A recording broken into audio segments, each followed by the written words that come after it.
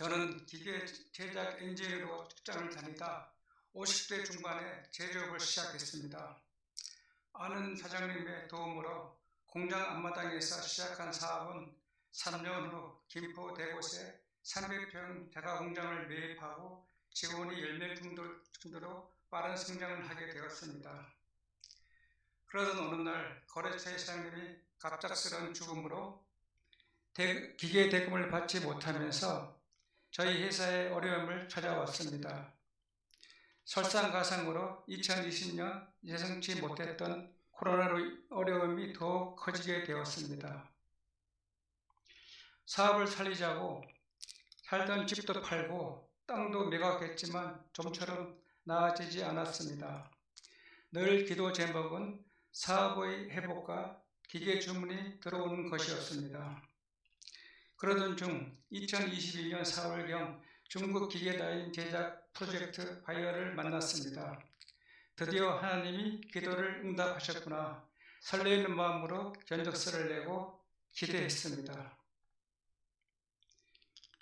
지금은 어렵지만 이 일이 성사되면 사업을 일으킬 기회가 여기며 기대했습니다. 그런데 아무리 기다려도 잘 되고 있다는 말뿐 아무런 진전 없이 2년이 흘렀습니다. 한 달 하여튼 버티는 것이 너무 힘들었습니다.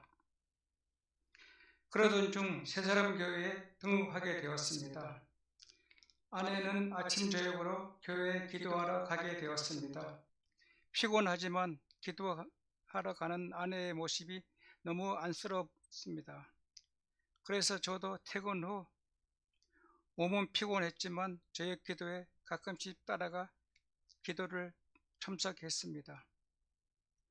마음은 길게 기도하고 싶지만 한참을 기도해도 오면을 넘기지 못했습니다. 새사람 교회에 출석하고 목사님과 양육을 시작하게 되었고 상담도 받았습니다. 목사님께서는 인간적 노력이 내려놓고 모든 것을 주님께 맡기라고 말씀하셨습니다.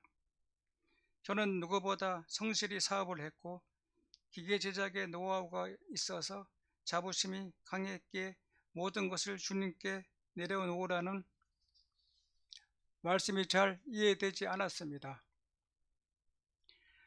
아내도 사업에 대한 욕심을 내려놓지 못하면 가족 모두를 어렵게 한다고 저를 사업에 만류했습니다. 저는 하나님께 불평이 생겼습니다. 하나님, 남들은 잘 도와주시면서 왜 저만 안 도와주세요? 기도해도 왜 안 도와주는 겁니까?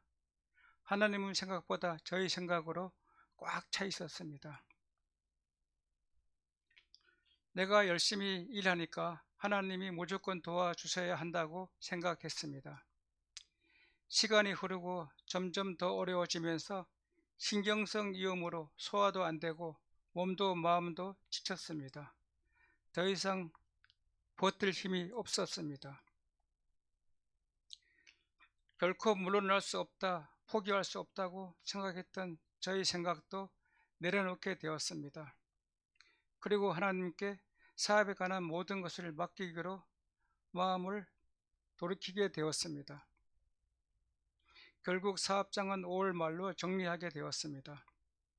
마음을 내려놓고 제가 변하게 되었습니다. 그동안 나에게 너무 소중하고 전부라고 여겼던 공작기계를 필요한 분에게 그냥 줄 수 있는 마음까지 생기게 되었습니다. 어제와 돌이켜보니 이제 열심히 나의 생각을 내려놓고 하나님을 의지하게 하였습니다. 이것이 정말 큰 하나님의 은혜임을 깨닫게 되었습니다. 새롭게 일하게 된 곳은 예전보다 모든 것이 더 열악한 환경이었습니다.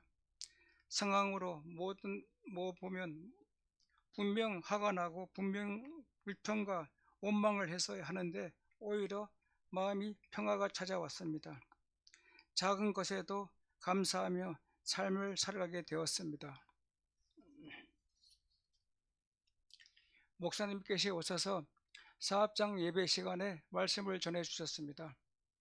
작은 일에 충성할 때 더 큰 일을 행하시는 하나님을 기대하라는 말씀에 다시 일할 의욕도 얻게 되었습니다. 눈도 침침하고 성경 보는 것도 어렵지만 요즘은 목사님과 양육을 통해 말씀을 이해하고 알아가는 것이 기쁨이 되고 있습니다. 아침에 출근하면 어렵지만 큐티와 기도로 주님을 의지하는 삶을 변화를 되었습니다.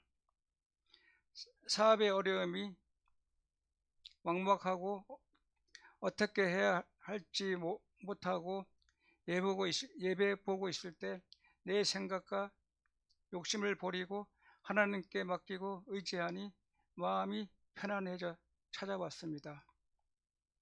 이전엔 주님이 믿는다 하면서 내 힘으로 살아가라는 했다면 이젠 더욱 주님을 의지하면서 살아가게 되었습니다. 치유와 회복의 삶을 살아가게 되었습니다. 제 삶의 변화의 은혜에 주신 하나님께 감사를 드립니다.